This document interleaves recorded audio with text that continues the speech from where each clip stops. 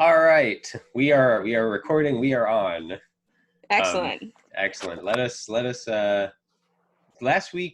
time we did this, we didn't really talk about any specific movies. We kind of just talked about topics.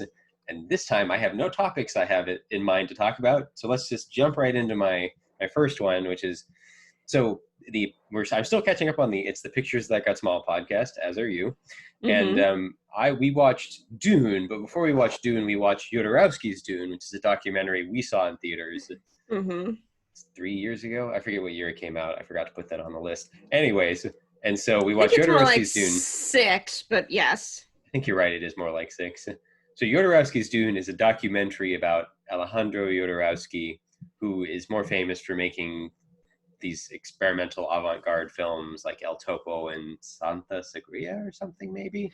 And on Holy Mountain or the Holy Mountain. The Holy Mountain, yeah. And he's famous for that. But in the mid '70s, he tried to make an adaptation of Dune, and it's, I guess, kind of famous for having failed, but been sort of the progenitor of ideas that would go on to seep into other things. For instance, I think it's how H.R. Geiger got involved in movies, and he's the one who designed the Alien. Well, and specifically, he met Dan O'Bannon, who wrote Alien. Right, and who had been from, I think he was watching Dark Star, which I have since I have seen. I did not see when I first saw the documentary, but I've seen in the last year, and I can sort of get it. And Dan O'Bannon is a weird man. So Dan O'Bannon did the special effects for Dark Star, which is a John Carpenter film, an early John Carpenter film. I think it's his earliest, isn't it?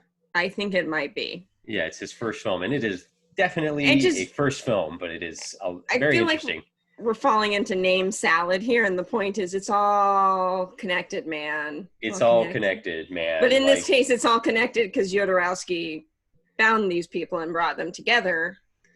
And even though they didn't make a movie together, they did other stuff together and other things in the movies. Yeah, and like Jodorowsky is this very enigmatic man, and like he speaks in a way where you're like, I looked later on his Wikipedia and it said he was like a spiritual leader at one point, or is a spiritual leader, and it's like, yeah, that makes sense.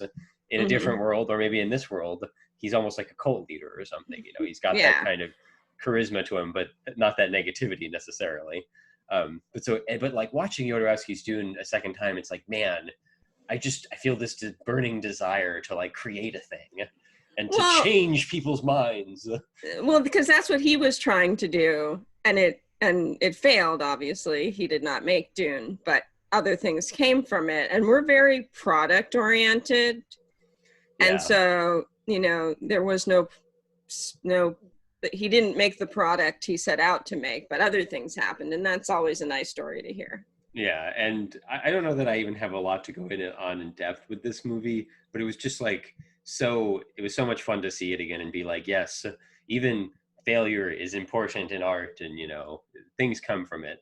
Yes, no, and I think you're mostly just describing Jodorowsky's Dune and how much we love it. I will say it was funny that you talked about it in your post as being like a drug, because my significant other has been lately on a little bit of a conversational kick about prescriptive movies, wherein it's like, oh, you're feeling this way. I would recommend that you watch Little Miss Sunshine, followed by The Russians Are Coming, followed by Grosse Pointe Blank. And I just did 3 Alan Arkin films completely random. I haven't, just so they come to mind quickly. But, it almost ties into, you and I wanted to do cinema omakase, where it's like what movies create certain effects together. But this is more like, oh, you've fallen into a depression.